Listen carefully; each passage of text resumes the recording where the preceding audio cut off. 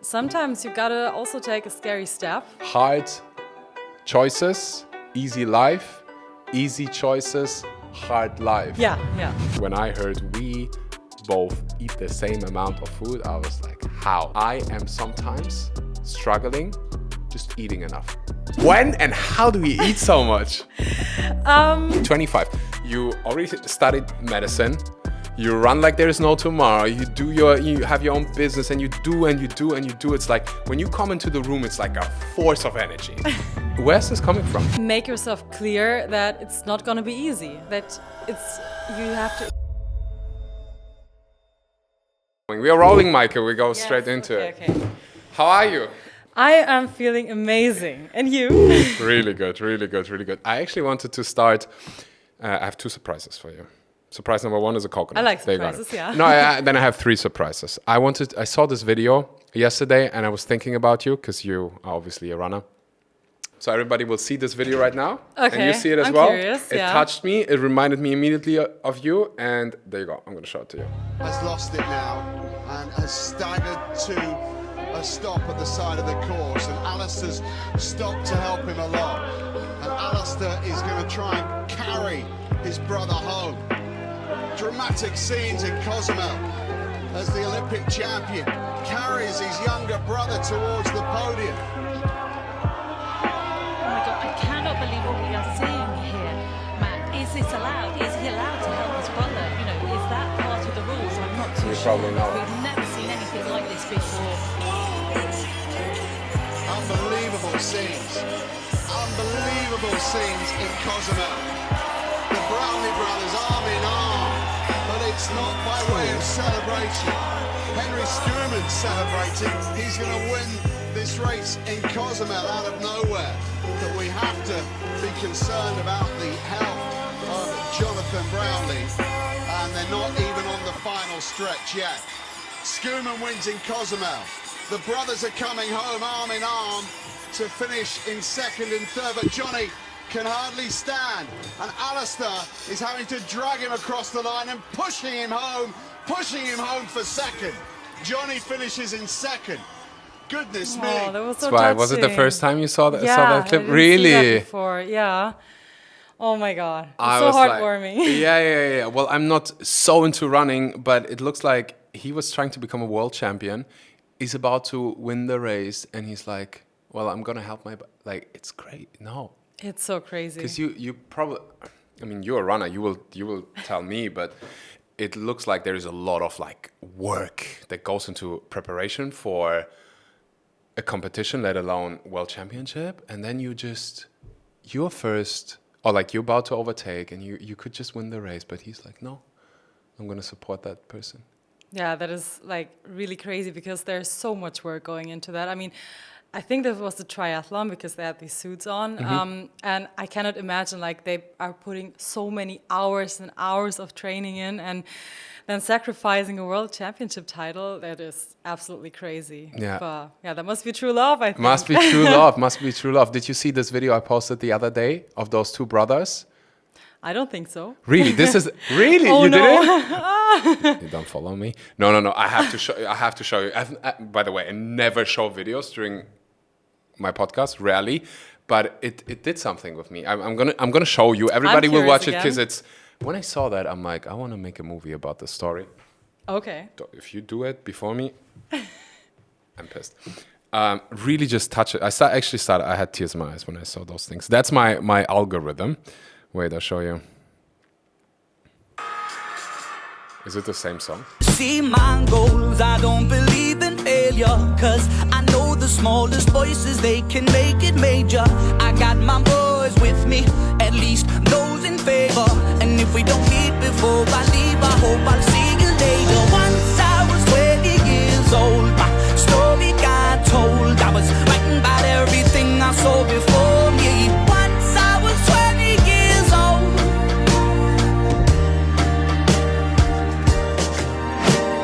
Soon we'll be 30 years old. Our songs have been sold. We've traveled around the world and we're still roaming. Soon we'll be 30 years old.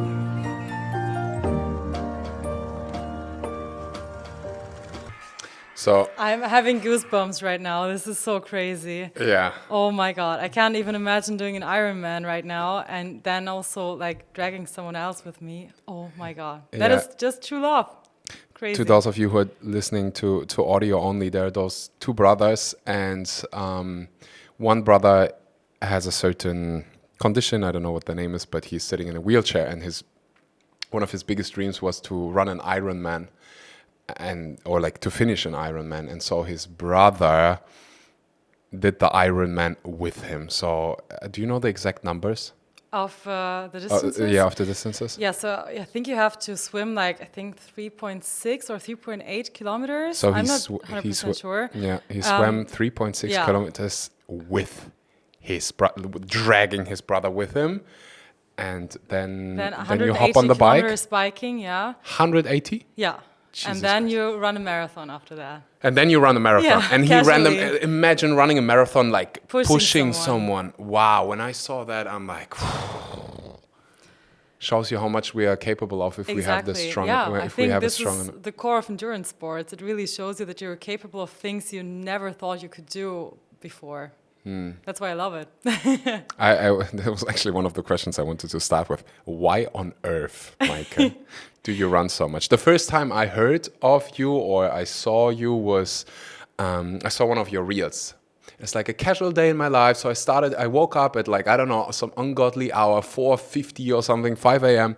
And then I went for a 10K run, and then I went to work, and you just talked about it as if it would be nothing. Like if I do a 10K run, I need to recover for like 2 hours. I did a 10K run, and then I went to, I think it was the time when you worked in the hospital. Yeah, I was working in a hospital. Yeah. Mike is a doctor. On paper. On paper, she. Right now, she's a runner drinking coconut. Why? I have thought about this question a lot, honestly. I mean, you have a lot of time when you run. Yes. And this is exactly one of the things. This is my me time. And this is just, I just enjoy it so much. I just enjoy this form of movement. I enjoy that you really get out of the sports what you're putting into it. Like when you have good conditions on race day, you really get the result that you worked for. Mm-hmm. And I don't know, I love the community about it. Like runners, as you saw in those videos, they're the most supportive people ever. Like, of course, it's like a race and you race against each other, but on the finish line, when everyone's standing there, oh my God, everyone's congratulating each other, and you have the biggest respect for everyone who's faster than you. Yeah. And yeah, I just love the feeling of running. It just makes me feel so free, and yeah, and feeling that I'm getting better every day. It's the best ever. Honestly. Do you run with music in your So headphones? it depends. Okay. When I do easy running, like the base miles, then I have a podcast usually. So I also listen to your podcast. This is how I discovered you. So full circle moment. Perfect. And when I do tempo, then I always listen to music, like super loud, blasting my brains out. Yeah. Amazing. And I wonder a lot of people who follow you are into running. I think the running community is very, how can you call it? They just everything. So much of their daily life is about running. Yeah, right? Yeah, of course. I also see it. Like I got to spend some time with you. There is so much preparation that goes into just sustaining the ability to do what you do. Like when you see how much she is eating, same amount of calories that I'm eating, and I'm 6'2" massive guy, I was like, wow, I have so much respect for it. Also the whole like planning, when do I eat what, and this and that. I'm just curious for most people who listen, maybe run like 5Ks, 10Ks. And one of the biggest struggles that I saw or like people communicated is, what do I do when I don't feel like it? Like when it's raining outside or it's cold outside. I don't know if you ever have one of those days where you're like, I know I should do it, but I just can't motivate myself. Do you ever have those moments? Honestly, not very often. Mm-hmm. But here comes the reason. I have goals in my mind. Like, I sign up for races. I set myself certain goals, and they're pretty big. So I'm always dreaming big, and this is what I also recommend to people. Like, dream big, set yourself a goal race, and then think of that when you're not motivated. Think of the feeling of crossing the finish line. And when you've done that before, you know that honestly, these were the best moments in my life so far. Crossing a finish line, doing something I never thought I could. This gives me goosebumps just thinking about it. And when you have that moment or you think about that moment, honestly, that kicks your butt. You really go outside and you're like, damn, I'm going to train for that, to feel like that again. I don't know if you agree. I'm curious to hear your thoughts. I always say pick a sport that you actually genuinely love, so you don't have to motivate yourself. Of course. Yeah, this is like the base. If you don't like running, you don't have to, of course. Yeah. It's super healthy. Yeah. I think everyone should have some kind of base endurance just for heart health, etc. Yeah. But yeah, if you love it, then people know what I'm talking about. Yeah, because I like running with someone else. I don't like running by myself. I cannot relate. I have to say, I mean, the last years, my life was so busy. I was with people all the time. Yeah. And my run during the day was the time that I had to, or that I could spend with myself. Just, I don't know, collect some thoughts, sort everything out in my brain. And it was like some kind of a meditation maybe too. Yeah. And this is why I like running alone a lot, honestly. I have to say I even prefer it most of the time. But now here in Bali, it's also quite cool way to socialize. Yeah, there's so many runners club. We went to one together. When was it? Last Saturday or the Saturday before. Yeah. Imagine it's weekend. It's Saturday. Your alarm rings at 5. I woke up at 5:45. Yeah, same here. Yeah, really? Oh no, 5:30 because I ran to the run club. Yeah. So the run starts at 6. I woke up at 5:45. I had my shoes already ready, so I don't have. Also, that is something that works for me. Accountability. I know when friends are coming, I'm gonna show up. Oh yeah. That's So what I didn't say before. If I go by myself, I'm like, I want my sleep score to be 100%. It's raining outside. I'm not going. But it was raining outside. My sleep could have been better that day. I was like, but I can't let my friends down. So I went, and it was good fun. I ended up running 6.2K mostly with a child. Carrying a child, my friend brought his son. So he ran the first, I think 2K, which is amazing for, I think he's 18 years old. Of course, it's amazing for a kid, yeah. Yeah, that's amazing. And then we started carrying him, and it was like, wow, fun. But the point that I'm trying to make is, if you're really not into running, don't run. No, don't run. No one's forcing you to. Yeah, no one is forcing you. But I think sometimes people think they have to go to the gym. No, maybe running is much better for you if you enjoy it. Yeah. I mean, in the end, it always comes down to finding some way of movement that you enjoy. Because movement is one of the healthiest things you can do. And if that's running, if that's the gym, that's perfect. I think kind of a combo of both is amazing. I also go to the gym. Yeah, you do both, right? Yeah, well, the gym is just to support my running, but it's still, I'm doing it because it's super healthy and also keeps me injury free. So this is why I'm doing it. Yeah, I have to say I kind of enjoy it, but this is nothing I would like to have as a main sport. I don't know. It just doesn't give me the same kind of feeling or the same joy that I have as just running. Not as many dopamine exactly. rushes. Yeah, exactly. I have the same. Sometimes I enjoy it, but most of the time I just go and I listen to an audiobook or podcast, and I know it's good for me. I know I want to be healthy and fit when I'm older. I also want to prevent injuries. Yeah. That drives me usually, but I can relate. I don't ever have to find motivation to go play paddle. Yeah, and this is how you found your sport, right? I have to motivate myself to not go play paddle. Oh, I can relate to that. I'm like, Axel, your ankle's hurt. You played 2 hours yesterday. How about you take a break? How about you do something easy? Your body's like, hello, please listen to me. Chill. And then I chill. I see also other people, and I think that's when you get injured. So many questions from runners about injury. I think from what I understand, it's a massive topic. But before we get there, I want to talk a bit about you, because from what I see, and from probably what everybody else is seeing online, you are incredibly driven. I am. You are so driven. How old are you? 25. Yeah, you told me already. 25. You already studied medicine.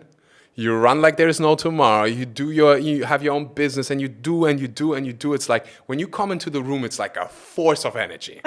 Like kind of reminds me of myself a little bit. Where's this coming from?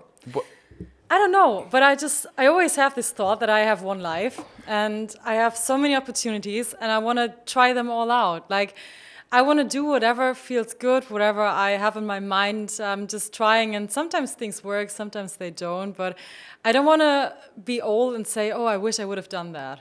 That's my thought, honestly. And yeah, I mean, I'm quite lucky because I found things, or I know what I like, I know what I don't like, and I'm doing a lot of what I like. And this is what gives me energy that I can also spread out to the people then. What was it like for Maike to grow up, like as a child? Quite funny, I didn't do any sports. I was a kid who hated sports. I was a bit chubby. Really? Yeah, actually. But I think I had a normal childhood, like just going to school. I was always pretty good at school, so I was also driven there. I don't know, I was always having this goal of becoming a doctor in my mind. But for the rest, like nothing special, honestly. Had a loving family, great childhood, but yeah. And then you became a doctor, and you're like, I'm not going to do that thing. Yeah, the problem is I studied for like 7 years because I took a break to be on a TV show. Oh, really? I didn't know that about you. Yeah, I was a Germany's Next Top Model. Oh, Yeah. So I took a break and I studied 7 years instead of 6. Maike, come on. Well, yeah, I had a few people questioning my decision. Yeah. But here again, I do whatever I want and whatever I feel like doing. But yeah, I saw the reality of working in a hospital during these 7 years. And also, like, the last year is like a practical year where you have to work, but you basically don't really get paid. And besides that, I saw how the doctors work. I saw they all had like depression, burnout, so many dropping out. They were not happy with their jobs. They had like 50 hours in a week, constantly tired, no time for friends, sports, nothing. And I'm like, I don't want to live my 20s like that when I have so many other opportunities.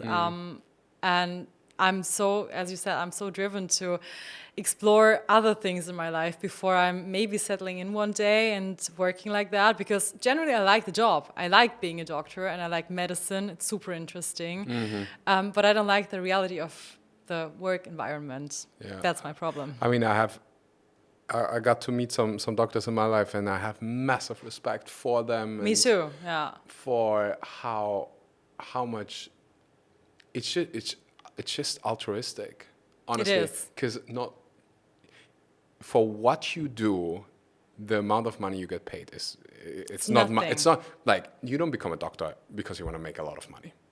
That's like, I know, like you also have an Eastern background, yes, like Eastern family. I do, yeah. A lot of people like, you should become a doctor, safe job and a lot of money. I'm like, no, it's not a lot of money for the amount of dedication and commitment and sacrifices. No, it's not. I think they're completely underpaid. They are. So you must have such a drive to help and be so into. There was this one doctor in the hospital. He did. Do you know what a lung puncture is? I know. I did that. You did some? Right? So there was this, he was relatively young, so nice, really funny. I loved him. When he came in, similar energy to yours, like very like driven and happy and like shiny. Like, you know what I mean? Like a person walks into the room and you have the feeling like sunshine. You're like a sunshine, right? And he's like, so we're gonna do this lung puncture. So do you see this needle? I'm gonna put it. It's a really easy procedure. I do it all the time, right? I've done it so many times. So I put this needle, it goes into your lung, we extract some water, and it's all gonna be fine. I'm like, okay, great. And I'm like, wait a second. So you're gonna put how does that even work? You put a needle into my lung? Like, how does that work? He's like, yeah. It doesn't matter. If you want, I can explain it to you, but probably would scare you. Anyways, I saw him just he was genuinely so obsessed about medicine and helping people. He just had this care. I'm like, okay, that's the reason why you do what you do. Like that is what gives you the energy to probably push through and do those things. And I just have massive respect for anybody in that field. Also nurses, you know, when you actually get to see how they work and how much they work and how much love and care they put into their work, it's like, wow.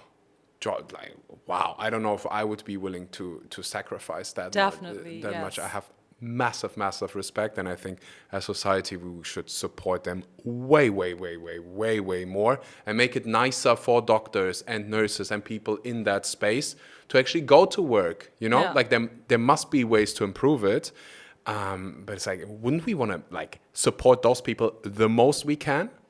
Exactly, yeah, but it's always a financial question, right? Yeah. And if they would just employ some more doctors, the problem would be solved. And I would like the job more. But maybe I'm a bit too egoistic for that.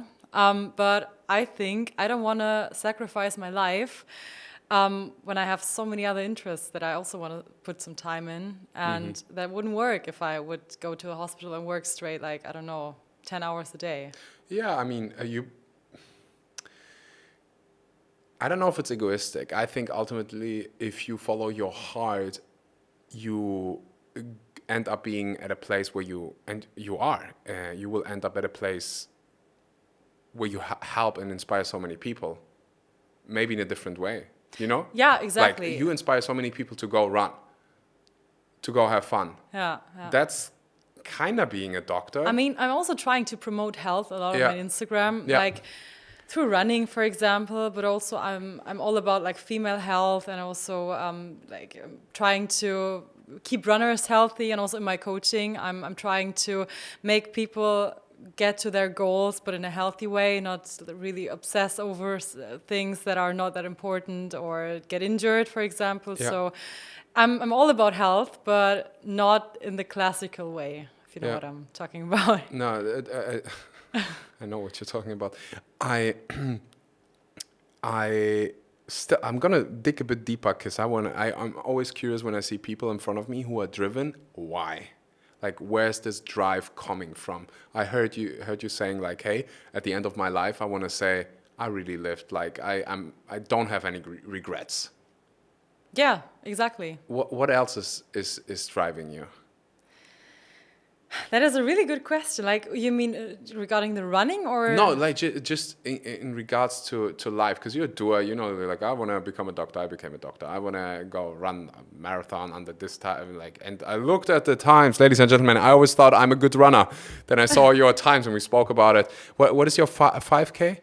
My 5K, I haven't really done one to my defense, but it's around 18 minutes. Around 18 minutes. So me and my best times was like 19:30.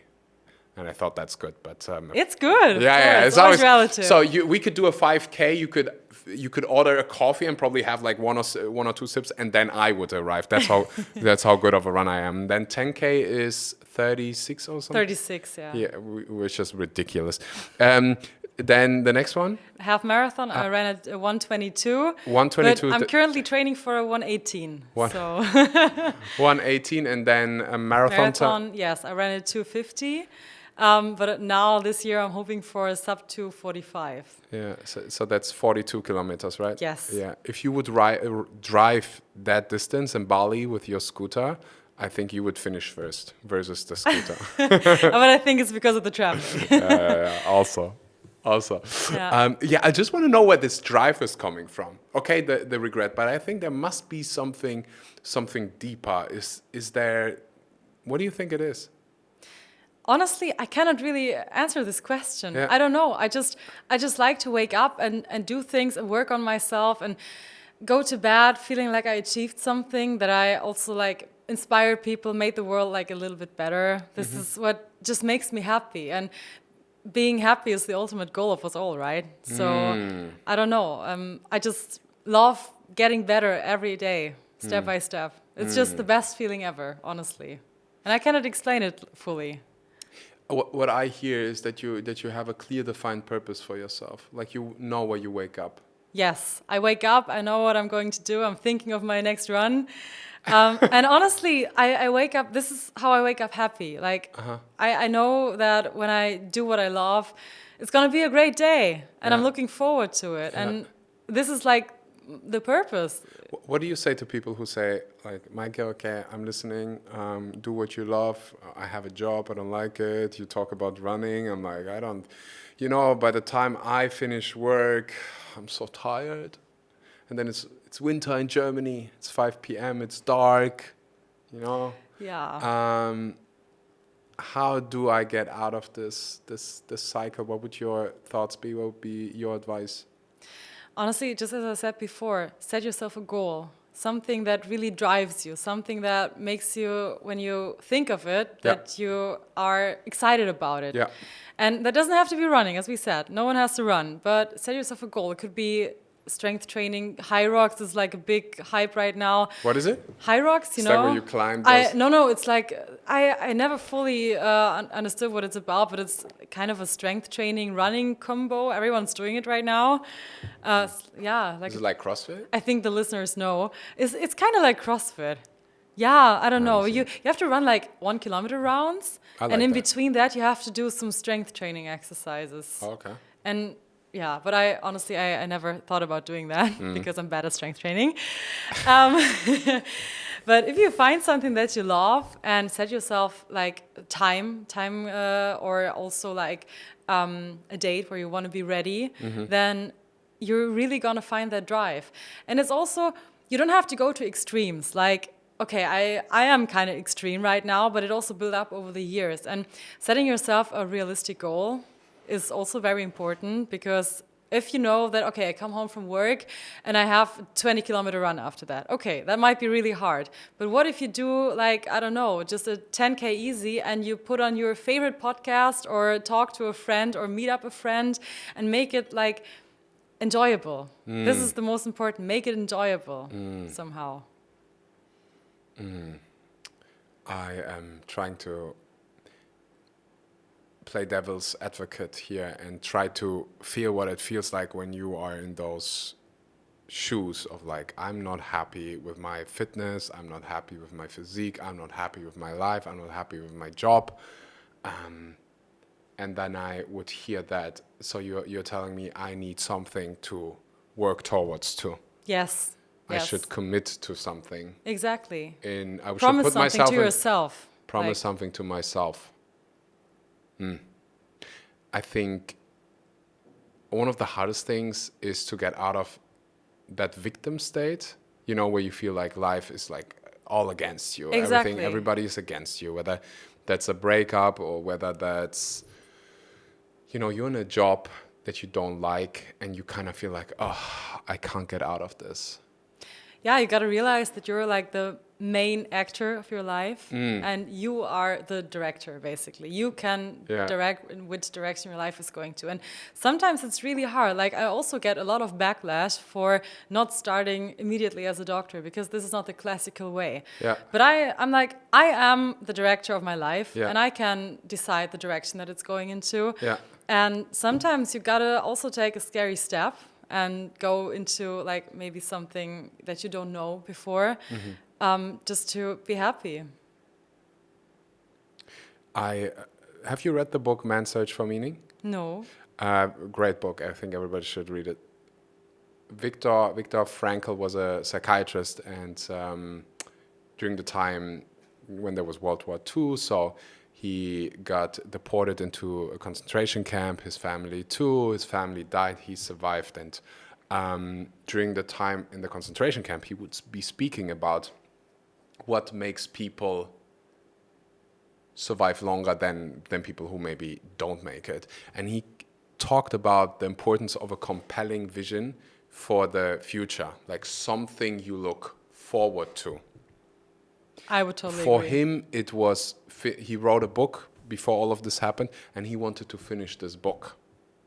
And in his book, he describes just the personal stories of everybody else. So it's like, okay, so we human beings, we need something to look forward to. We need to believe that tomorrow is going to be a good, like there is something still that is waiting for us. Do you know? And I saw that in my own recovery, where I'm like, I had this picture of like, this is where I wanted to be, and I'm gonna work towards it every single day, a little bit better, a step more. And I think that's the beauty about running in so many sports. You can you see when you make progress, that feeling is just amazing. But you got to get started. I think that's the hard point when you are in this position. I don't like it. It's so awful. And you have to make the first step, and that's the hardest step. Exactly. And you also have to, before taking the first step, you need to make yourself clear that it's not going to be easy. That you have to expect it to be hard, right? And that's the whole fucking point. Exactly, that's the whole fucking point. You're doing something hard, and then it's gonna get easier and easier, and then you feel amazing. Yeah. But yeah, I can totally relate with people who think it's super hard to start first. Honestly, I mean, for me, when I started out running, it was also pretty hard. But when I think of my runs that I did back in the beginning, I'm like, I could do that, I don't know, drunk, for example. No, but that's an important point, and that's something, I don't know where you got it. I don't know. I know for me, a lot of my drive and my values came from actually being an athlete early on in my life. Like in team sports, the dynamic and the importance of how you act when, things get a bit rougher. You can't just there was never, if you would be on a football, in a football team that's competitive and your coach would see you do this, after the other team has scored a goal, substitute, another player will take your space. So it's a non-negotiable. So it's not a standard. You just don't do it. You don't ever do that. And then I got conditioned like that. You don't ever do that. You don't give up, and you don't ever give this attitude to anything, even when it doesn't look like you're not winning. You still believe, okay, some other team has done it. The point that I'm trying to make, though, is when you start something, you're going to suck at it. Of course. In most cases. Yeah. And I want people to adapt this athlete mentality. I think it's really helpful. So a lot of, in my coaching, especially when I coach business, I'm like, imagine you're a tennis player, okay? So you imagine you've never played tennis. And you come to you see tennis courts and you see other people playing. How do you think they got so good? Yeah, just by playing, I think, right? Right? They've been playing for years. So then people start their Instagram, personal brand, whatever, and they look at other people they look at you like, oh my gosh, so many followers, such a big community, and blah, blah, blah. And then they try for 2 weeks and they're like, it's not working for me. I'm like, honey, imagine you're being a tennis player. You're comparing yourself with someone who has been doing this for a very long time. So you can't do that. And how do you get good? Well, you repeat. You do it over and over and over again. If I would want to become a good runner, I probably have to say, you would probably tell me, well, you got to run repetitively. Like you have to, right? Every good things take time. Good things take time, and you need to. It's everywhere in every sport. You got to repeat it. You got to do it over and over again. And sometimes, I don't know how it is for you. Actually, one question was like, every single session of Maike looks like a running session looks perfect, and it always looks like it's getting better. You're getting better every single time. But I can imagine you're not running personal bests every day. No, of course not. But if I would do that, I would die basically from the training load. Yeah, and it's the same in work and in business. You're not doing personal bests every day. Little steps every day. Little steps, and you do it over again. And if you keep doing anything have you ever heard this 10,000 hour rule? Yeah, I heard that. If you do something for 10,000 hours, you get so good at it. That's a hell of a time, like 10,000 hours? Yeah. But think about it, the people who have really mastered something, who are really freaking good, they've put in thousands, if not 10,000 hours into something. Like Avicii, geniuses. Yeah. You call them geniuses. Like, okay, if you put so much time into that, people would call you a genius as well. Yeah, I also have many comments about me just being lucky. Yeah. Oh. I'm like, guys, sorry, but I'm working my ass off every fucking day. Yeah. No. Yeah. I think people get confused when you don't run around like, I'm so stressed, I'm so busy, it's so hard, and like that. Then they think you somehow have like a genetic advantage and you're so lucky. I hear that all the time as well. Yeah. Like, they see me maybe, eating, I don't know, pumpkin brownie, whatever. Well, One of best your thing favorite- ever. best, you like pumpkin brownies, don't I you? love pumpkin brownies. Okay, perfect. They see me eating a pumpkin brownie. They're like, Axel, how are you staying so lean? And how are you so fit? You're so lucky. It's your genes. And I'm like, honey, I've been training for 15 years. I've put more than 10,000 hours into the gym, into exercising, for sure, in my life. Like football, running once in a while, paddle. Like, I've put in the work. Of course, if you do the same thing, you're going to look amazing. If someone... I think even a beginner runs as often as you do for a couple of years, of course you're going to be a good runner, right? Of course, yeah. Which I would not recommend in the beginning. Because but it's too much volume. Yeah. But like you get the point. If I would let's say you live in a house and I would put someone into this house with you to live and do what you do, who's not a runner yet. Do that for 2-3 years. It's not coincidence. You know, you will get into shape and you will be a good runner. I'm sharing this so people understand success is not coincidence. It's not about luck. It's about doing certain things over and over again. And if you sit all day and you don't move your butt, those are choices. Yeah, and it's all about routines. Like, for example, when I get up and go for my run, I'm not even thinking about it. I'm not contemplating if I should do it or if I should not do it. It's just like brushing my teeth. I just do it. Yeah, because not even thinking. Yeah, it's you've a done routine. it. So, yeah, I've established this routine in my life, and this is something, it takes years. Like, having this as a routine, running every day, I didn't have it in the beginning. Yeah, I was thinking about it, if I should do it or how long, but yeah, it took some time. And I think what you're just talking about is like the comparison trap also. Yeah. But I think comparison can actually be a good thing if you're thinking positively about it, because comparison is not always the thief of joy. It can also inspire you because you see people and you're like, I want to get there. Yeah, But yeah, I love that. I thank you for saying that. Yeah, I want to get there. This is my mindset. That's actually a healthy mindset. That's a growth mindset.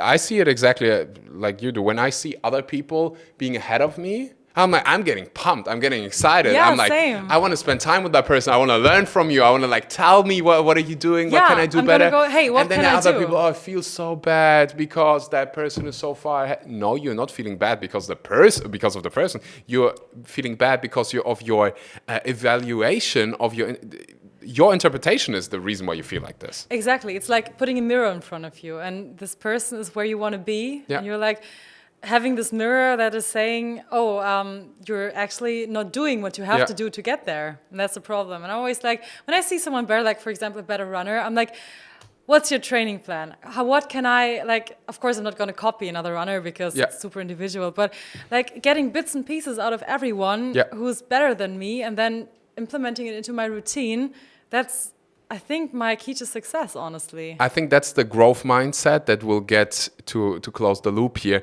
that will get you out of this victim state. Yeah.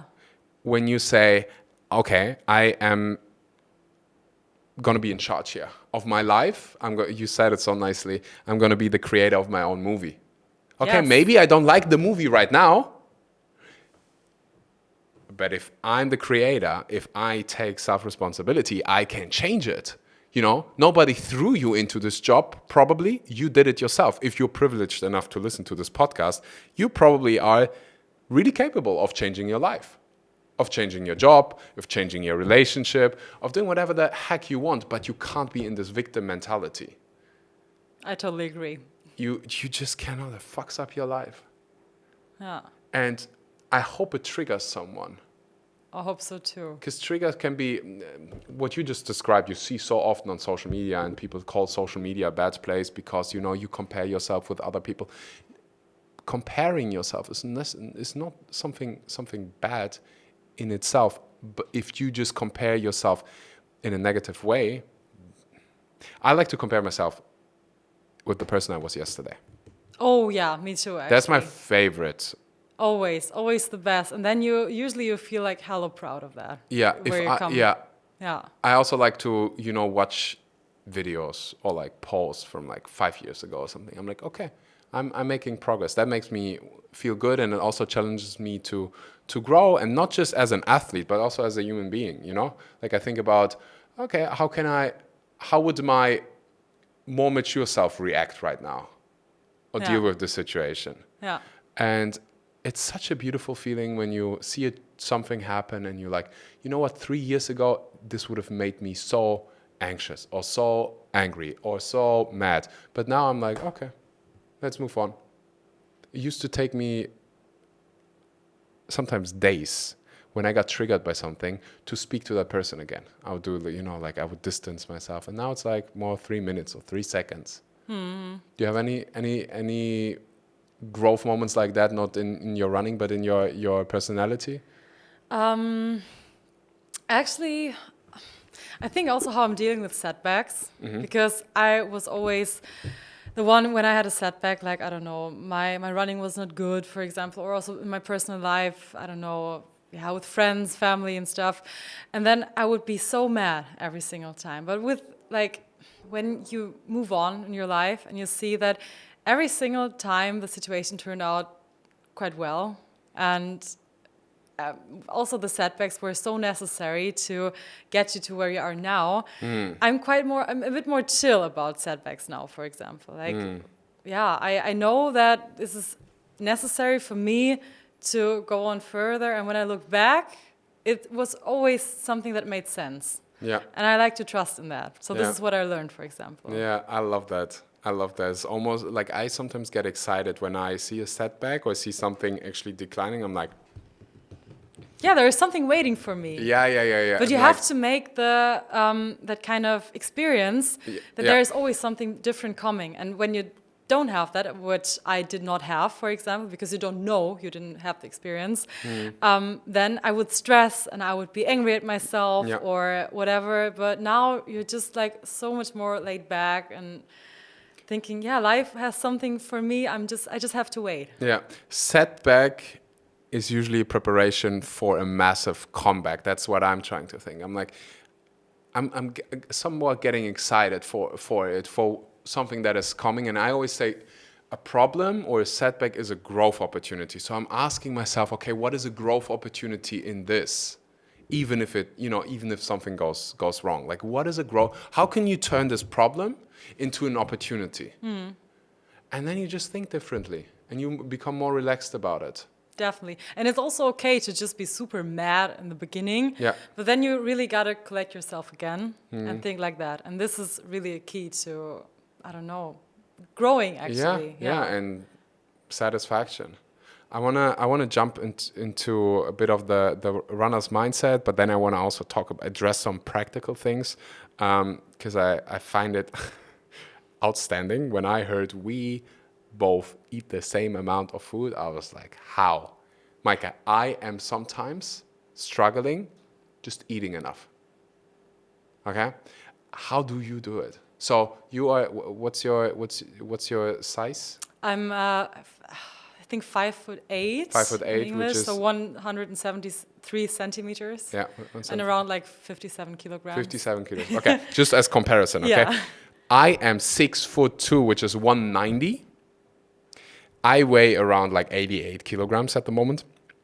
And we eat the same amount of food, the same amount of calories. And you also do it plant-based, right? Yeah. So when and how do we eat so much? I have to say, when you run so much, you have a big appetite. And I honestly don't really struggle getting all my calories in. I love food. Okay. First of all, I Yeah. love eating so much. Yeah. I really enjoy it. There is so many nice tastes and flavors, especially here in Bali. It's Yeah. not hard. I'm going out to restaurants like 4 to 5 times a day, enjoying all the amazing local food here. But I also know that it is super necessary to support my training. It's a no-brainer. Yeah. I know if I don't have the energy, I cannot have the training stimulus to get better, because I need to run at a certain pace or a certain effort. And also I don't want to injure myself, because this is like a common thing amongst runners. They don't eat enough. And then they don't have the energy, they lose weight, they don't recover properly from their training, and then they get injured. And then they don't make progress. And this is like the worst thing that could ever happen to me. So I'm not even thinking about, honestly. Yeah. But is it like your body tells you I should eat now, and I'm eating, or do you track your calories? No, I'm not really tracking. I did it once just out of curiosity because And you I were wanted like to eating know. 4,000. Well, Like around 3.5 thousand. Okay. Yeah. But I'm also like, currently I'm running like 20 or more kilometers a day. So I need that. And yeah, my body is actually telling me that it needs that. And I'm just listening to it, because I have to say I developed this kind of like relationship with my body that I'm really listening to what it has to say, also regarding rest days and stuff. So I'm not even thinking about it. When my body asks for carbohydrates, it gets carbohydrates. I love that. Well, something I struggle sometimes with, eating enough. Well, I gotta say, it's also sometimes in the evening I feel a bit stuffed, of course, and sometimes I also don't feel like eating, but I know that it is necessary for me. Yeah. And this is why, I'm not thinking about it. I also struggle with it sometimes, but when you have... But do you eat like the processed foods as well? Yeah, you have to, especially around the runs, because you need fast, available carbohydrates. You need energy that is available now. And if You couldn't eat like a banana or something, or you don't have a time. Fine. I mean, it has Imagine you sugar. go for like a 20K run and you carry like 6 bananas with you. Yeah, no, I have the energy gels that are basically just pure sugar. But if I had, like, for example, fiber when I'm running, that doesn't work. You get like stomach problems. I always struggle with throwing up at races. Oh, so, perfect. Yeah, so also with training, I'm super careful around that. And yeah, I eat processed foods, but of course, like the base of my diet is super healthy, I would say. Usually. Okay, so you have a little bit of candies here and there. Of course, I love candy. Got it. Then it would be easy for me as well. Yeah. Like, I try to not eat any processed foods. It's not like that I'm religious about it, but I try to minimize. I was thinking about cineminis. Do you know cineminis? Oh, I love cineminis. I usually let them sink. In you put milk and then you and they're wait. so soaked. Yeah, exactly. Oh when my I get God. soaked. Perfect texture. Yeah, that was my go-to breakfast as a kid.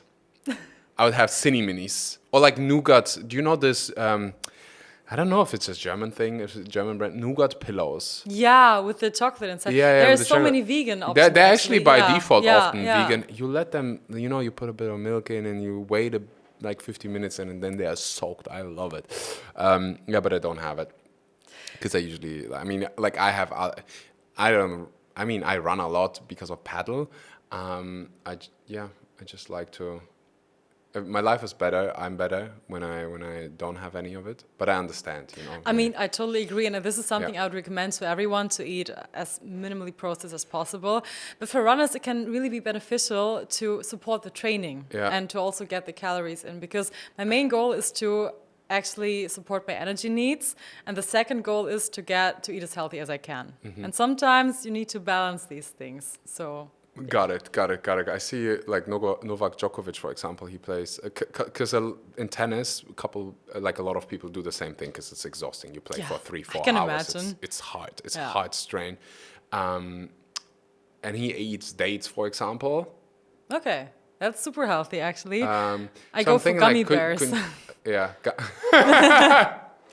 Yeah. I mean, I get it. How did we end up talking about gummy bears?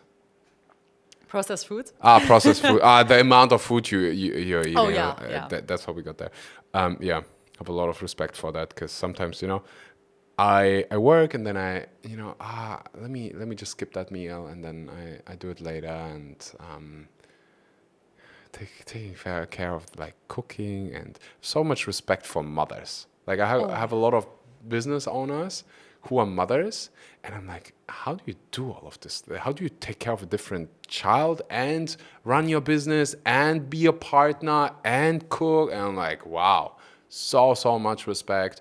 So maybe a bit of running time for you to, have a bit of me time. Yeah, for sure. That's that special. Would be totally beneficial. And it doesn't have to be hours. It can be like 20, 30 minutes.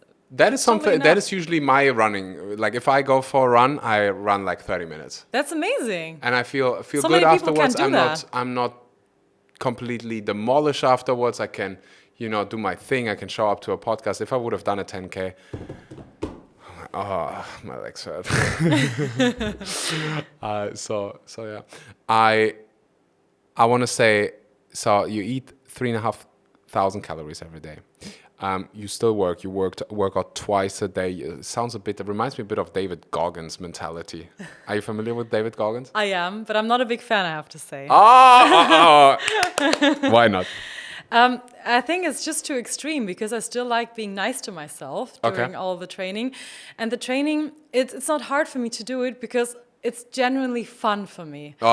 I love it, honestly. Thank you. First of all, I'm not working out twice a day when I'm back in Germany all the time. I'm trying now because I just finished studies and now I have the time to actually do it. But before I did it only once a day, most of the time. Yeah. But it's not hard for me to do it because I love it. And David Goggins is a bit too extreme. He's like, oh, you need to push yourself and you need to go to extremes to be good. And I don't think so. I don't think so. I like still being nice to myself. I like taking a rest day when my body is telling me that. Yeah. And just being aligned with my needs. That's why I don't like him. Got it. I mean, there are people who need exactly that mentality at a given time, I would say. I really enjoyed, have you read this book, Can't Hurt Me? Oh, no, I didn't read the book. I would actually recommend listening to the audio version of it. It's a really good audiobook. Really vulnerable. He talks a lot about mental health issues and what it was like for him growing up. And I really enjoyed the vulnerability in this book. Really inspiring. Talks a lot about the abuse he went through. And so I think there are people who need that narrative maybe at a certain time. There was a time when I needed, do you know Gary Vaynerchuk? No. So he's like all about like hustle and work and similar kind of intensity sometimes. And during that time, I kind of needed it, I think. When I listened to it, like I use it as fuel, as something positive. But I agree with you, it doesn't have to be so, you don't have to be so hard on yourself. And it doesn't have to be this like destroy mentality. It can be nice and it can be fun and you can make it light. Exactly. You don't have to punish yourself every day. Of course, you need to put in the work and sometimes you need to kick your butt to do certain things and that's totally fine. So I can understand that if you can make this a positive thing for you, great. I totally understand that.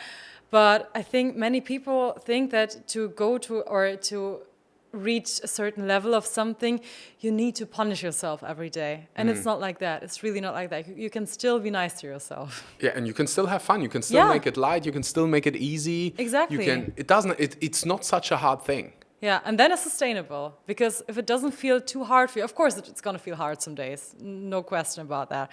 But if it doesn't feel hard for you every day and you actually like doing these things, then you're going to do that like for as long as you can.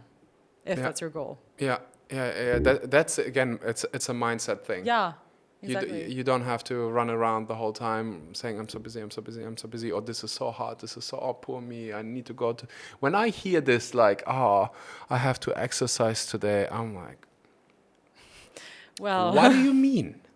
You don't have to do anything. You get to do this. You get to. Do you know how many people there are who would love to be in your position right now to actually move your body? It's such a blessing. You just haven't found your thing.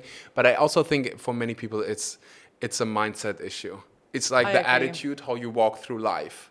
Yeah. Like, everything is hard and everything is against me and complaining. And I'm like, oh my goodness gracious. And I'm actually really grateful for being an athlete early on.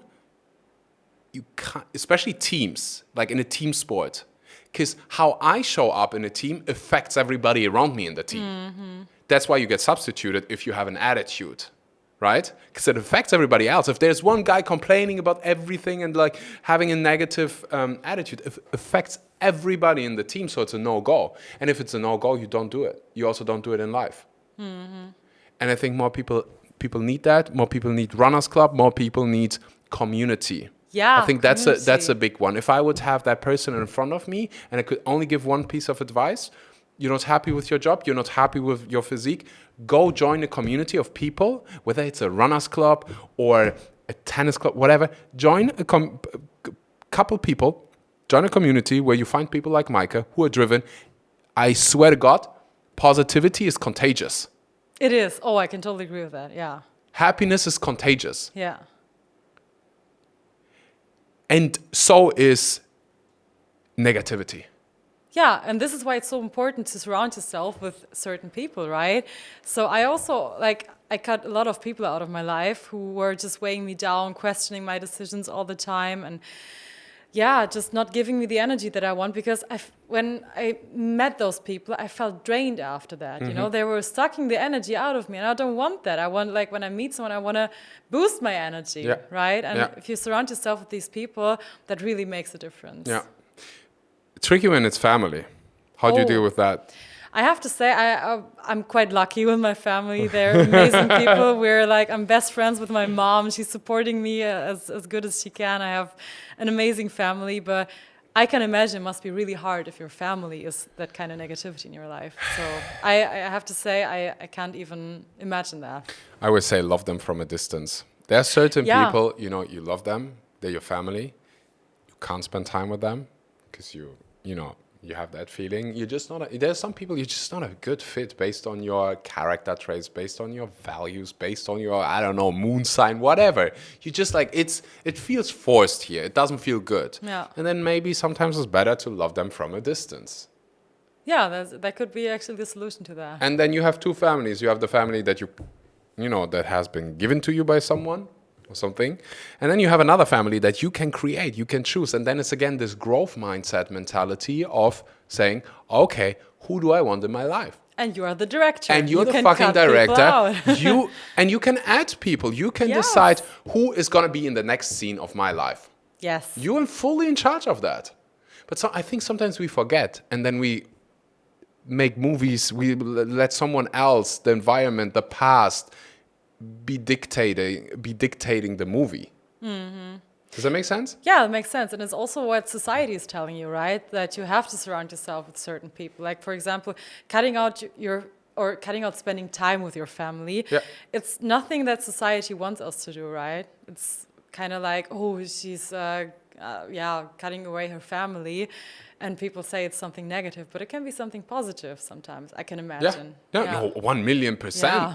If you have parents who are drug addicts, of course, it might be better for you. It might be, you don't have to, whatever your heart tells you and whatever you want to do. But sometimes the better option is to love them from a distance for a certain amount of time and to, be really happy for yourself. Yeah. And then I agree with you. There's the stigma like you have to be because you are family. I'm like, yeah, okay. There's importance to that, but still there's also, you can't just expect people to stick around because you're family. Yeah. Like you need to have certain standards and you can't just act however you want to. Just being blood related is not the standards. Yeah. You still have to, respect each other, love each other, listen to each other's boundaries and check in with each other. So that's quite an interesting point that you are making. Runners clubs, those kind of environments where you thrive. I think if we would open a group of 3 people and that would be our bubble for the next 3 years, that third person would become fit. No, sure. That person would dramatically improve their minds, 100%. I agree. Probably even start a business. Probably even listen to this Jay Shetty quote the other day. I loved it. I quoted it 50,000 times. Do you listen to his podcast? No. No? You listen to mine, but not to Jay Shetty? No, I love him. I'm a big fan of his work. I think he's amazing. Anyways, he said, if you join a group of 5 fit people, you become the 6th one. If you join a group of 5 wealthy people, you become the 6th one. And it's exactly what I meant. If you're a bad runner and you run, bad runner meaning you just started, you join a group of 5 people who are incredibly good, of 5 Maikes, right? You become a good runner. Hopefully, yeah. 1,000,000%. There's no other chance. Yeah. But I think it's because you're setting an example, right? And you're showing people by what you're doing that this is amazing. Yeah, your energy is. Oh, sorry. That's okay. It's contagious again, right? Yeah, it's contagious. Yeah, I totally agree with that. And this is why it's so important to surround yourself with people who might even be where you want to be. Because, Yes. again, here, I love comparison is a good thing. Yeah, yeah. I love that.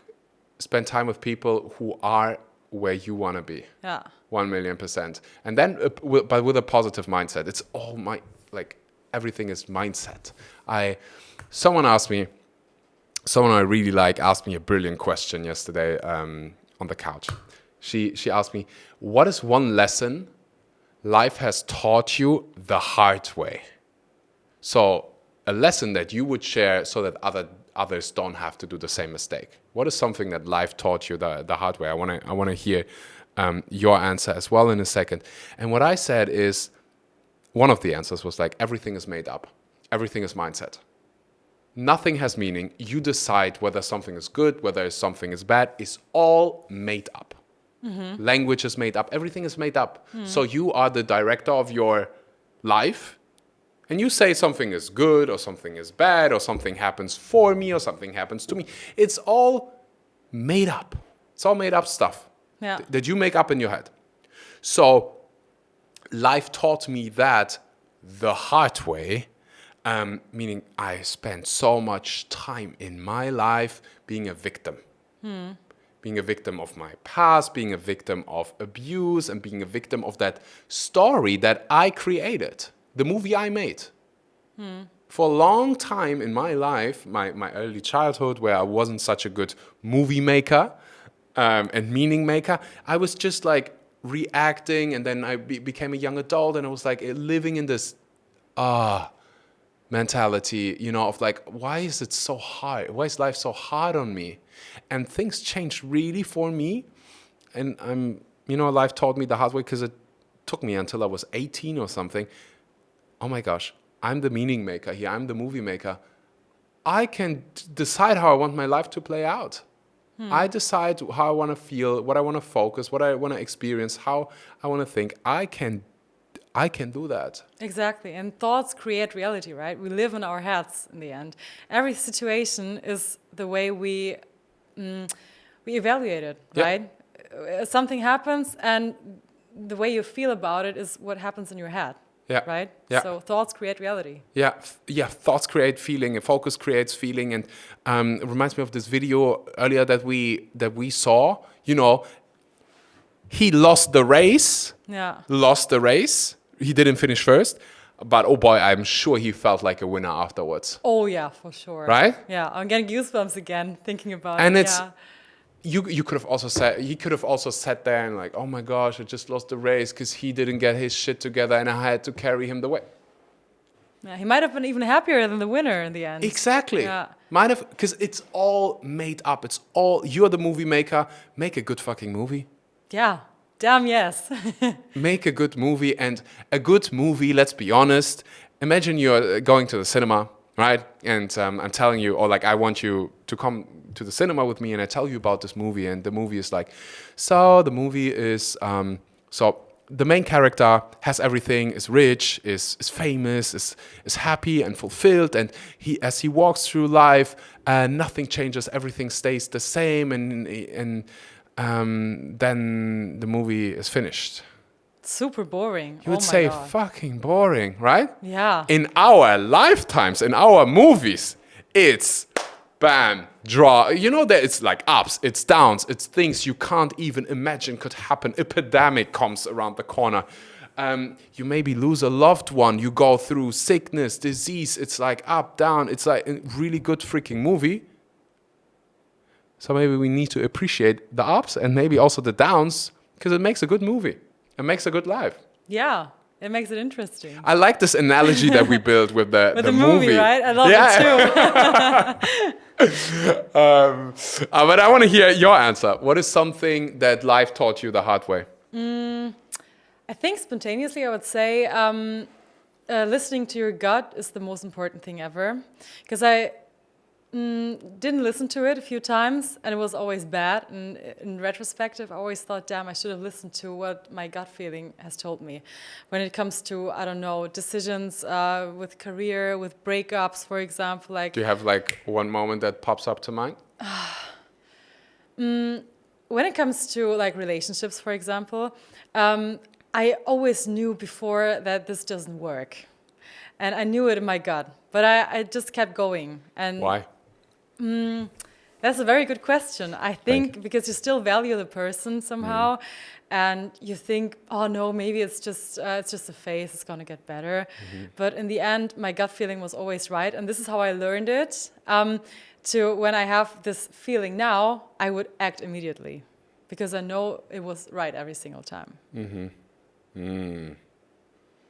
So you would want people to listen to their gut. I don't know. I cannot fully explain why this is so important, but from my personal experience, this feeling was always right. It always wanted to push me into a certain direction that I was meant to go into. And so I think it's a good idea to listen to that. Definitely, 100%. What is one lesson that you would want? Some writing books, it's like my new thing. Also, by the way, I want to make movies. Ooh. It's like at the beginning of the year, I was like, okay, I achieved all my goals. Like my vision board is now my reality. And I felt like I need something else. Like I need something new, you know? Like it's all about becoming more, becoming a better person, becoming more creative. Like I need a challenge, because I was reaching that point where I'm like, okay. 5 years ago, I set myself this challenge or this goal. I want to inspire, I want to reach millions of people this month. And then last year, we've done that. I think at the end, it was like 70 million people or something. Wow, it was amazing. nuts. It's insane. It was nuts. And I was like, okay, I need something. I need a challenge, you know? Like I ran a marathon. No, I need to run an ultra marathon or something like that. And for me, it was like, I want to make a movie, because I haven't done that. I made a documentary once. It was a really funny story, but I made a documentary once. I want to make a movie to have something that I can grow for, you know? Like become. Yeah. And find it a nice challenge. And so it just reminded me about this movie analogy we were making, that you are the designer of your own life. And I want in my life to have this chapter of, I want to make a couple movies and see where it goes. I'm curious about that. Yeah, you should. You will go to the cinema, no? I will. But back to the question. So I'm writing a book as well. And I want one day to have a book with the best pieces of advices that people had. So imagine you could give a piece of advice to your own kids. You could leave something for the world, for your kids if you want to have kids, if you don't want to have kids, for your community, for your loved ones. What would be the best piece of advice you've ever received that you want to share? I think I would have to think about that question for some time. But the first thing that comes to my mind is... Think. In the meanwhile, I'll sing Taylor Swift. Oh no, Or please don't do that. Oh, yeah. You put Taylor Swift into your stories all the time. I do, but I don't want you to sing that. Okay, fair enough. I get that. I think what I would answer immediately to that question is fuck what people think. Fuck what people think. Do whatever makes you happy, because, as we said, you decide what you want to do in your life. And there are so many standards in this society that, I don't know, they just put you in a box and you cannot get out of this box. But life is so much more than this box. Yes. And this is why... Yeah, of course, you can take advice from other people and also from your loved ones and people you really value. But really, fuck that and do whatever feels right for you, whatever makes you happy. Because in the end, we all want to be happy. That's the ultimate goal. Yeah. And this is why, listen to yourself. I like this analogy. When you talked about your why, you said, you basically started with the end in mind. Yeah. Like, what do I want to say at the end of my life, whenever that is? How do I want to say, or what do I want to say about the way I treated people, about the experiences that I had, about the goals that I have achieved, about how I lived life? And I think that's when you escape the real matrix, when you have this fuck it mentality. At the end, will this really matter? Yes. Like, is this really, really important? And then if you really think about your own stressors in your life, your most stressful thoughts, most of the time, they're not real problems. They're made up. No. Life is so generous, such a generous movie. It already gives you all the problems. It gives you so many problems. It gives you so many challenges. It gives you so many dramas. You don't have to add dramas that are made up. Yeah. And one thing I just thought of when you were saying or talking about my end goal, you know the song from One Republic, I Lived? Yeah. This. Do you want to sing it? Do you No, want me to sing it? Please, let's not sing. I can't sing either. You can't sing? You're not a I good cannot singer? sing at all. Really? But you know this, I own every Proof. second that this world could give is Yeah. one line of this song. And Yeah. this is what I'm thinking of all the time. Like, I want to own every second that this gift of life is giving me. And that's when you wake up with this thought in your mind every day. Like, damn, you make the most out of that. How do you feel when you realize this is a moment where I don't make the most of it? When you like get up, get angry about something very tiny, or you feel like, oh my gosh, what did I just do with the last hour? Like, I was so unproductive, or I did something that I'm not proud of. How do you deal with that? And that's a lesson. And that's also leading you to the ultimate goal in the end, right? Where the heck is this mindset coming from? Like, how is it books? Is it I don't know. I listen to many podcasts, yours, for example. good? Yes, it's that. Listen to Axel's podcast. There you go. Can we clip that and like use that as advertisement? I don't know. It's just the experience that I made. And I cannot tell you where this is coming from. What kind of podcasts do you listen to? Except mine. Oh, like, is it self-help? Is it growth? Is it... Many podcasts. Also, like, very nerdy running podcasts. Those are my favorites. But also, many... I always switch. Like, I type in a word, for example, like, I know, personal growth, mindset, and I just listen to various podcasts about that. I cannot tell you the creators in the end. But I think, like, feeding your mind is so important. Yeah. And as we said, like, this creates a reality, your thoughts, and how you rewire your brain. And Exactly. in the end, it's super important. It's to do like that. this second family I was referring to earlier, the one that you choose. And then imagine you go on a run, and for 1 hour, someone who is maybe more knowledgeable in certain areas than you is talking to you, sharing their best advice, and you can just listen. You can't even interrupt that person. Yeah. You know, you just listen. How amazing is that? Yeah. What an opportunity. Yeah, you're feeding your mind. You're feeding your mind, and that's why when I go running, I usually have a podcast in my ear, so I listen to the podcast, and I don't even notice that I'm running. Yeah, you're just getting sucked into it, right? Yeah.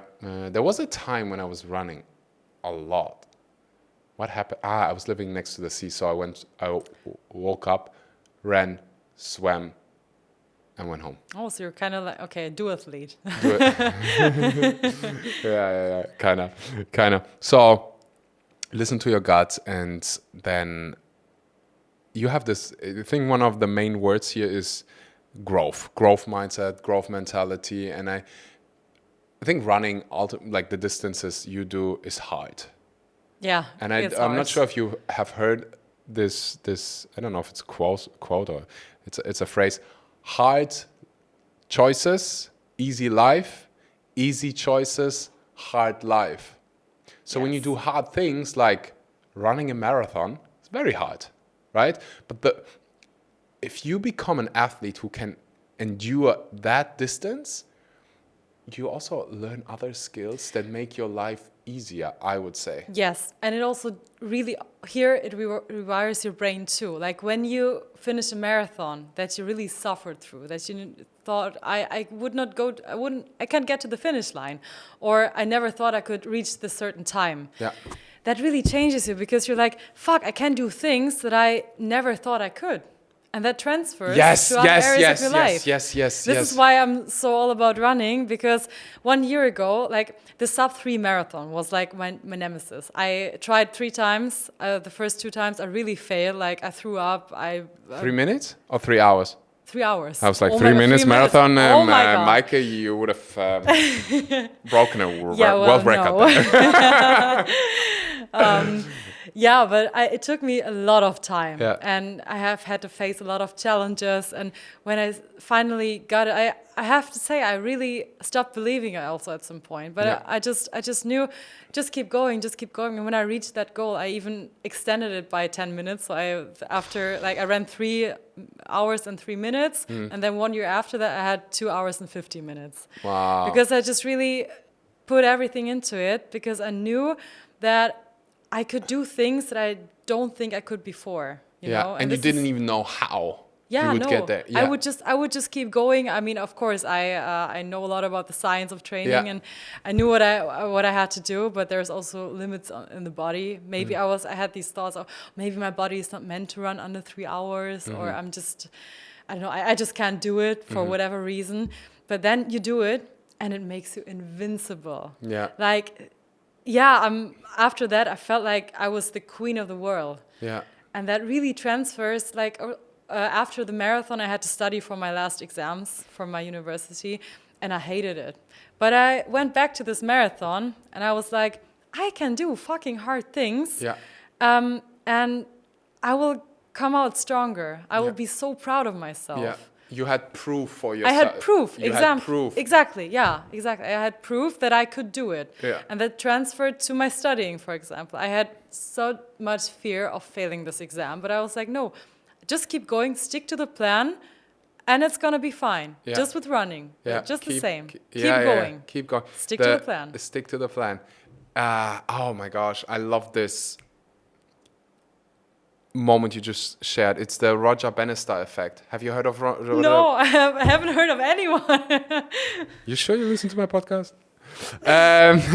So Roger Bannister is the guy who ran the 1 mile under 4 minutes the first time. So he is the first guy who ever ran a 4-minute mile. And there are actually videos that you can see of him running the mile. It was not even perfect conditions. It was windy. Before that, doctors said it's impossible to run a mile faster than 4 minutes. So 1 mile is like 1.6 1.6 kilometers. around, it's like yeah. impossible. The human body can't do it. It's impossible. And that guy said, well, let me try. Let me try training for it. Let me just do it. And he wasn't even like, you know, the Usain Bolt of his generation.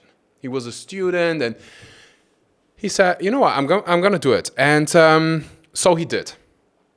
But that's not the reason why I'm telling the story. The reason why I'm telling the story is, guess what happened immediately afterwards? Guess what happened in the next 12 months? Other people did it too. A lot of other people. Yeah. By now hundreds, if not thousands. Because you had proof it is possible. Yeah. He did it, so I can do it. And that's one thing that I like to do in coaching or at retreats, to show people, hey, you can trust your ability to figure things out. And I want them to then really pick a couple of key moments in their lives when they did something incredibly hard. It looked like it doesn't work out for me, but you somehow pushed through. You kept going, you managed. And sometimes it's things like, for me, it's finishing my driver's license. It was so hard for me too. It was so Oh my hard for me. It God. was one of the most stressful times in my life. If I look back, I'm like, Axel, why did you stress so much? But in that moment, it was like, I felt like a failure because I failed the practical test twice. It was expensive. We didn't have a lot of money. And I just felt like an idiot, right? It was like consuming me. And then I had this driver's teacher who yelled at me all the time, which is like, by the way, I'm paying you for yelling at me? You're my coach. Yeah, something's wrong about that. Yeah, something is wrong about this dynamic. I'm not even my coach. You're like, I'm paying you for your service. Imagine the studio owner would yell at me for like, anyways. It was so hard, but I pushed through. I kept believing. I kept improving. I kept doing it. And I did it. And I remember this moment of holding this thing and like calling my brother and my sister. I'm like, I did it. I have this freaking driver's license. So I have proof I can do hard things, even when there's resistance. And then later in life, you know, I accomplished things that I didn't know how I'd do it, but I could use it as proof for myself to say like, okay, even when things look like they're not working out for me, I can do it because I did it in the past. Yeah. So what I want, if you're listening right now, you can do it for yourself. What are a couple of moments in your life when you did something incredibly hard? Whether it's the driver's license or running a sub 3-hour marathon, and use that as proof for the future to remind yourself of who you really are. Really capable of doing hard things. Yeah, and why is it not supposed to work this time? You have the proof, right? You have the proof. You did it the last couple times. Yeah. And that's how I also think about when I start something that I've never done before, like a movie. But I have done things before that were incredibly hard, and I didn't know how I will do it, so I can do it this time as well. It might take time. It might take a year or 3 years or 5 years. It might also take setbacks. It might also take setbacks, and it might also look like it's not working out, but so many times in my life that happened already. It looks like it won't work out, but you keep doing it. You keep showing up, you keep believing, and you end up doing the thing. What is there anything else you would like to add to that book? What kind of book do you mean? So the idea for the book is best piece of advice of the people that I interview, and I get to interview some really smart people. Or we can even do this. I like your wheelchair experiment. You know, the wheelchair meaning you look at your life when you are old.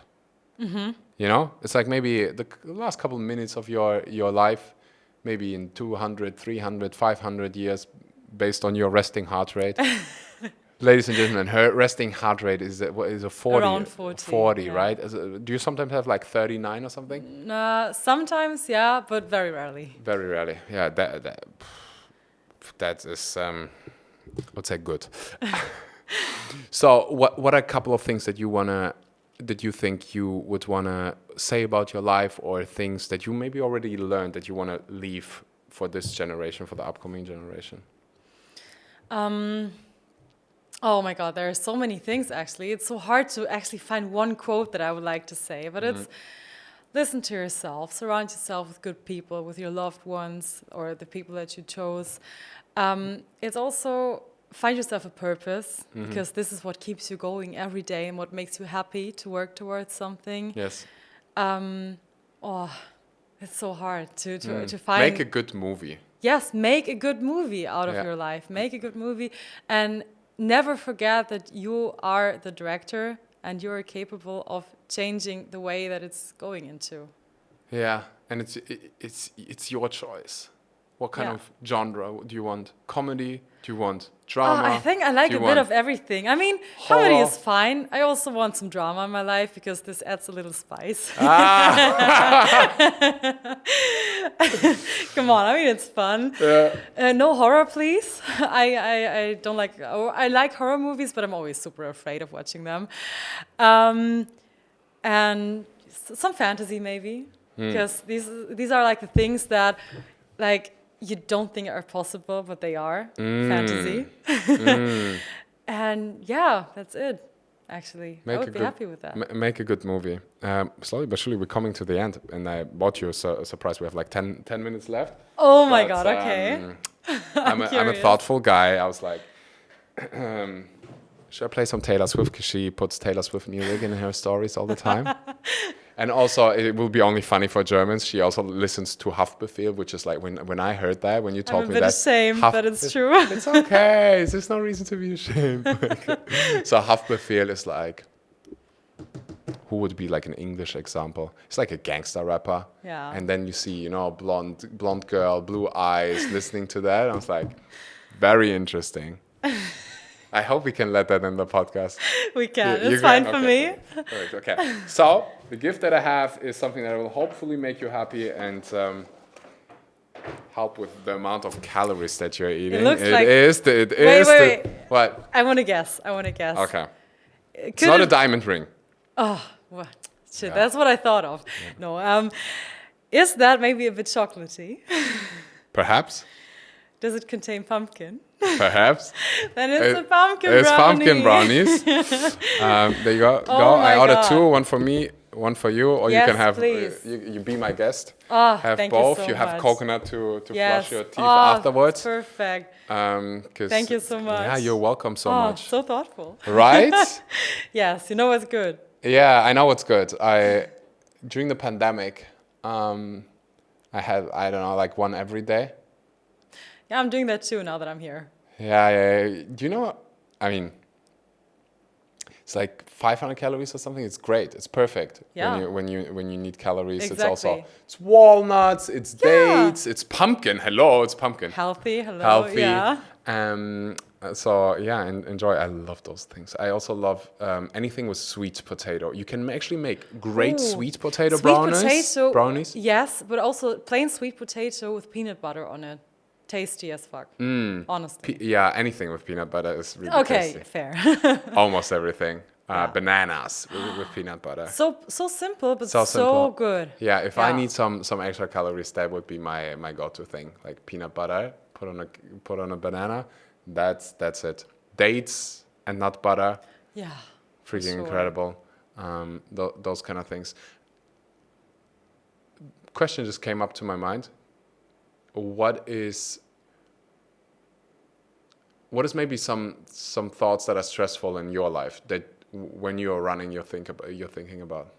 For me, it's kind of the uncertainty because I went to med school and my way was pretty paved already. Like I would just go to the hospital, do like, I don't know, a certain specialization, and that would be my life.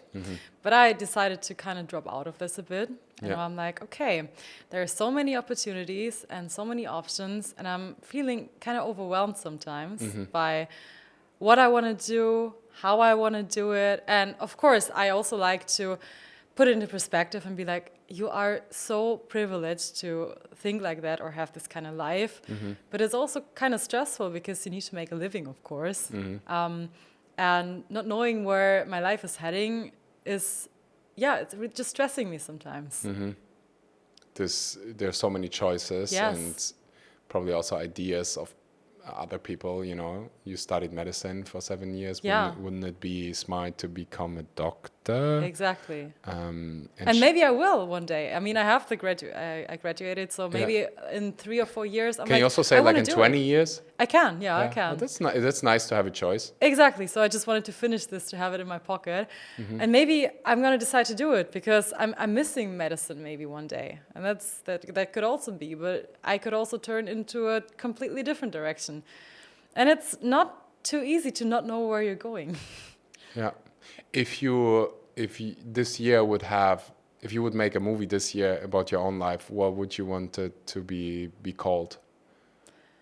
If this would be a chapter of a very long movie, what would that chapter be? Sub 2:45 marathon. No, I'm kidding. That's what I'm thinking about all Funny. the time. All runners will be like he. That's so Yeah. What do you think my marathon time would be now? No preparation whatsoever. preparation. If I go tomorrow, like You're super fit because of padel. pedal. I like how you say pedal. Isn't it like that? Or Paddle? Paddle? Padel? Oh, okay, I don't know. okay, yeah, well, Maybe I think you could run around 4 hours for sure. 4 hours. So you Yeah. would finish an hour before me.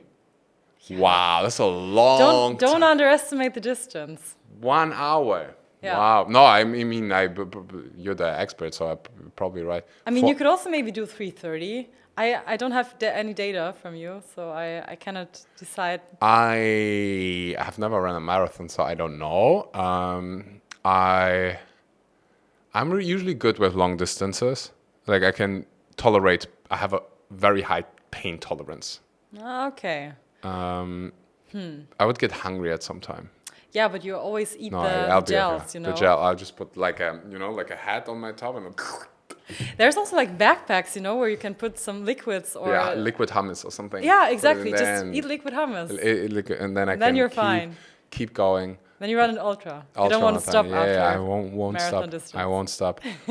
Okay, maybe I'll try, but I would like to try without preparing, just But for that fun. is so unhealthy. I know, but Really, your body's gonna hate Have you you for seen that. the guy who ran a marathon barefoot in snow? No.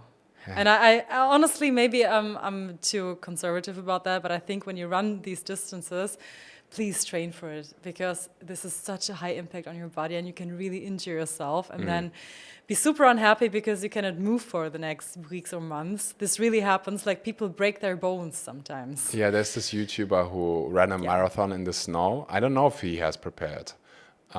He actually completed it. But then he was in a wheelchair for a couple of weeks or maybe even months because Amazing.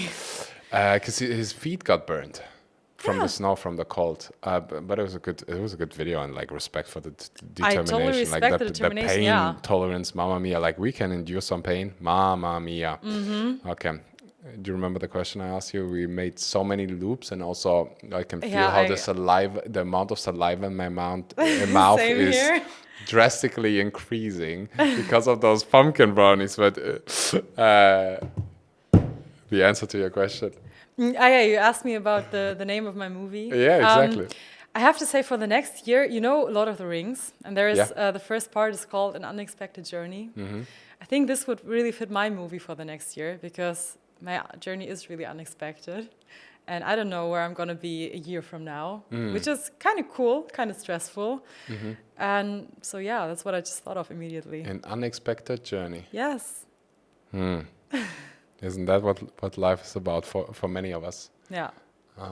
I have a similar feeling. I think if you enjoy, that's what I tell myself. If you every day try to be a better person, try to grow and enjoy life, and at the same time kinda at least know what you want. And I think, I know from conversations we had that you know what you want. If you keep doing that, and if you just keep focusing on those mini chapters, you will have a lot of beautiful mini chapters adding up, and you're like, because we all don't know what's gonna happen. We think people we know. think they know. Yeah. People think they know. People think like, oh, I'm gonna live until I'm 67. I'm gonna be in this job, and then I retire, and then I'm gonna do 20. You don't know what's gonna happen. For sure. Yeah. Maybe you need to retire 10 years earlier. Maybe, who knows? So unexpected journey it is. It is. Maike, thank you so much for being here, for being such a positive person. It's hard, like, people, you only know when you meet someone in person. You walk into the room, it's like positive energy, it's light, it's the people who set up the podcast environment, it was like immediately funny, it was warm. So I want to acknowledge you for that, for your energy, and also for having the guts to choose to choose you, because you would have probably pleased more people if you would have just became a doctor and work in a hospital and do those kind of things. But you said, you know what, fuck it, I'm going to choose me, and I'm going to choose my heart, and I'm going to do what I want to do. And you probably help so many, not just probably, you definitely help so many people, inspire so many people. So I want to acknowledge you for that, and being such a courageous person. Thank you so much. I love being here. This conversation was also very inspiring for me, honestly. Beautiful. And she's like, finish up, we want to indulge in Pumpkin brownie. Pumpkin brownie. Maike, thank you so much. I'm obviously going to put all the links to your socials down below. Highly recommend, whether you're a runner or not a runner. Just the mentality, the mindset, the way you walk through life, the way you run through life, I would say, is very admirable. I'm a dear follower of yours. Always a good place to get inspo. And now, should we do a cheers? Oh yes, please. Okay, like the good old days when you did boomerangs. Oh yeah. Oh, yeah? I did that too. Okay, that's how we finish the podcast. Cheers. Well, cheers. Enjoy. It is. I don't know if you can. It is so good. Mamma mia. Perfect ending. Thank you, Michael. Thank you.